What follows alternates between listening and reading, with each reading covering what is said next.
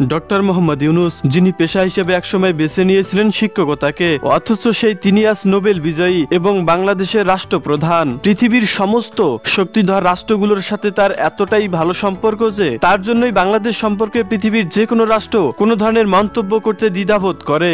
শুধুমাত্র তার জন্যই সাবেক প্রধানমন্ত্রী স্বৈরাচার শেখ হাসিনা আবারও ক্ষমতা দখল করতে পারেনি। বাংলাদেশের এমন পরিস্থিতিতে ডক্টর ইউনূস ব্যতীত অন্য যে কোনো ব্যক্তি হলে যে কোনো সময় বাংলাদেশের ক্ষমতা দখল করে নিতে পারত সাবেক প্রধানমন্ত্রী শেখ হাসিনা, কারণ এখনো প্রশাসন থেকে শুরু করে সবখানেই তার লোক বহাল রয়েছে। নোবেল বিজয়ী অর্থনীতিবিদ ডক্টর মোহাম্মদ ইউনূস চট্টগ্রামের আটহাজারী উপজেলার শিকারপুর ইউনিয়নের বাথুয়া গ্রামে একটি সম্ভ্রান্ত মুসলিম পরিবারে জন্মগ্রহণ করেন। ডক্টর ইউনূসের বর্তমান বয়স 85 বছর। তিনি 28 জুন 1940 সালে জন্মগ্রহণ করেন। তার পিতার নাম হাজী দুলা মিয়া সওদাগর, যিনি পেশায় ছিলেন একজন জহুরি। তার মাতা সুফিয়া খাতুন। সেই বাথুয়া গ্রামের শৈশবের পুরো সময়টা